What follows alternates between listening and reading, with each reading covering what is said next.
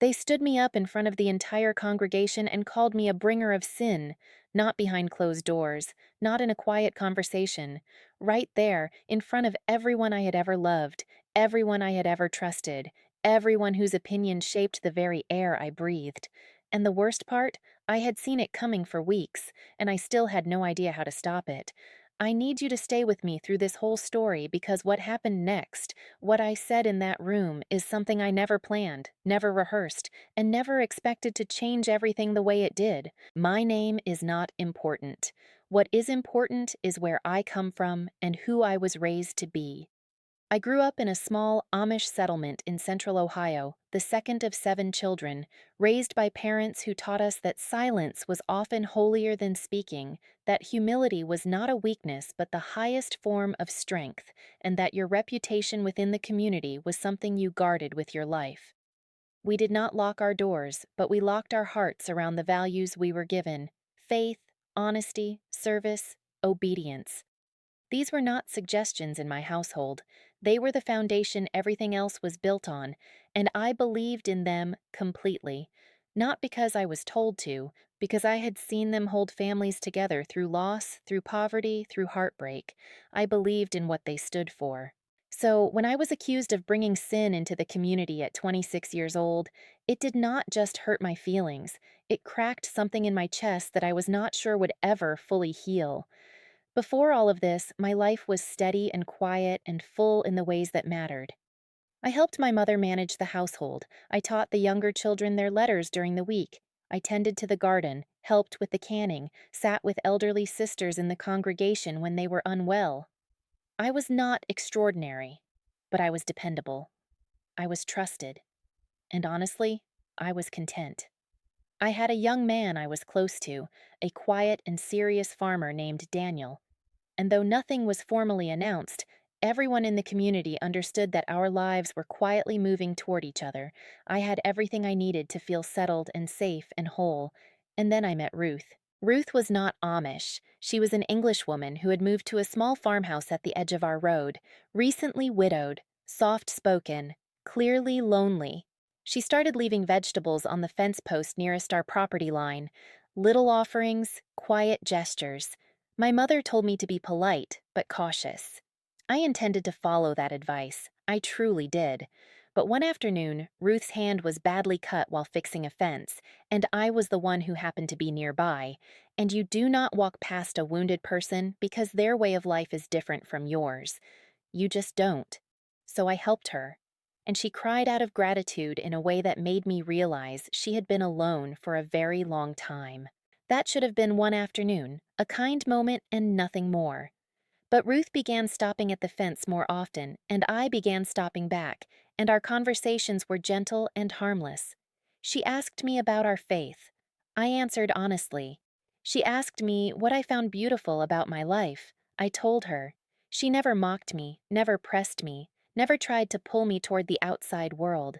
She was simply a lonely woman who needed someone to talk to. But someone saw us together, and they drew their own conclusions.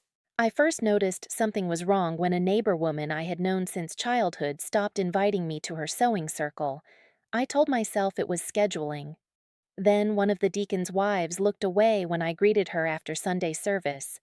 I told myself she was distracted. Then Daniel became quiet in a way that had nothing to do with his natural seriousness. Something behind his eyes had shifted, and I did not know what it meant, and every time I tried to ask, he changed the subject in a way that closed every door I opened. The whisper that finally found its way back to me came through my youngest sister. She was 14, and she repeated it the way children repeat things they don't fully understand.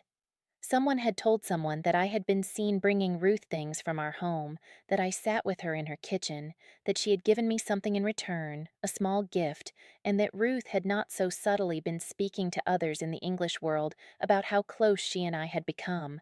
And somehow, in the space between truth and repetition, all of this had been transformed into a story about me sneaking outside influence into our community, about me choosing English company over Amish values, about me slowly being pulled toward a life I had been taught to guard against. And the sin I was accused of bringing in was this: pride. the sin of believing I was above the separation that protected our way of life. The sin of thinking the rules that protected everyone else did not apply to me. When I heard that, I felt sick. Not because there was no grain of truth anywhere near the accusation, but because the grain of truth had been stretched and twisted until it barely resembled anything I had actually done. I want to be honest with you. I wrestled with myself for weeks. Part of me said to stay silent and let it pass. That is what we are taught. Humility means not defending yourself when you are embarrassed. It means trusting that God and time will correct misunderstandings. But another part of me, a quieter and deeper part, kept saying that silence was not always humility. Sometimes silence is simply fear wearing a holy-looking coat. And then came the twist that changed everything for me. My brother came to me one evening, visibly uncomfortable, and he told me something I had not known. Ruth had not been as neutral in our conversations as I believed. She had, apparently, gone to a small gathering in town and described our friendship in terms that were far more intimate than I would ever have used. She had described me as someone who was questioning her faith, someone who had expressed doubts, someone who seemed to long for the outside world. I do not know why she said those things. I do not believe she meant to cause harm. I think she was lonely, and she exaggerated because it made her feel more connected to something. But the damage those words caused was already spreading through the community before I had any chance to address them. And when I discovered that it was Elder Mast's wife who had heard Ruth speak at that gathering and brought the story back, I understood why the judgment had traveled so far so fast. Elder Mast's wife was not a cruel woman, but she was a frightened one. And frightened people speak quickly. The community meeting was called 2 weeks later. And if you have never been inside a room where every face looking at you holds some version of doubt, I cannot fully describe what that feels like. It is a weight that has no shape. It presses on you from every direction at once. I sat in the front of that room and I could feel Daniel's eyes on the side of my face, and I could feel my mother's hands folded tightly in her lap behind me, and I could feel the silence of people waiting to see if I would break or confess or defend or crumble. Every option felt wrong. Every option felt like a kind of loss. Elder Mast read the concern aloud, that I had formed an inappropriate bond with an outsider, that I had shared private community matters with an English woman, that I had allowed her influence to cross the boundary we all agreed to maintain, that my behavior reflected a dangerous pride, and he asked me with great seriousness if I had anything to say. I sat with that question for a moment that felt much longer than it was, and then I stood up and I said something nobody expected. I said yes. I said yes, I had made a mistake. Not the mistake they thought I had made, but a real one. I had allowed a kind impulse to grow into a relationship I did not properly manage. I had not been dishonest, but I had been careless. I had not been proud in the way they feared, but I had been naive in a way that hurt people I loved. And then I said the part that silenced the room completely. I said that I had sat with Ruth because I saw a suffering person, and I did not want to look away, and I believe God honors that impulse. But I also believe that good intentions do not exempt us from the responsibility to be wise. I had not been as wise as I should have been, and for that I was genuinely sorry. And then I looked directly at Elder Mast's wife, not with anger, but steadily, and I said that I would also gently ask that the words Ruth used in town be weighed carefully before they were used to define me, because I am the only one who knows what I said and what I meant, and no one in this room who loves truth should accept a second-hand version of my soul. The room was still for a long time. I am not going to tell you that everything healed overnight. It did not. Daniel needed time. Some women in the congregation kept a careful distance from me for months. My mother cried in the kitchen that evening, not out of shame, she told me later, but out of something that sounded like relief. The elder met with me privately the following week and spoke to me with a gentleness I had not expected. He said he believed me. He also said that courage and humility in the same breath were rare, and that what I had done in that room had required both. Ruth moved away from the farmhouse the following spring. I never had a chance to explain to her the difficulty her words had caused me. I forgave her anyway. That was not for her sake as much as my own. What I carry from all of this is not bitterness. It is something harder to name, but more useful.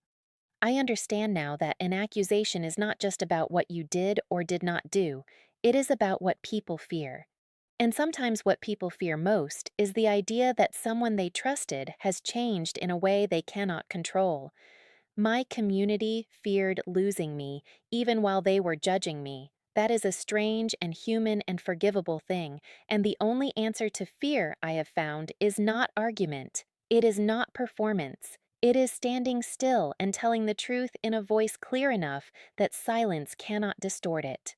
The strongest defense I ever gave was not a rebuttal. It was an honest accounting of who I was, what I had done wrong, and what I would not allow to be said about me without correction. That combination of accountability and self respect was the only thing that actually worked. I want to ask you something before I go. Have you ever been judged for something that people did not fully understand?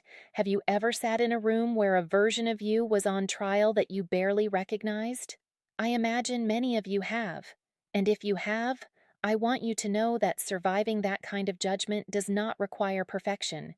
It requires honesty.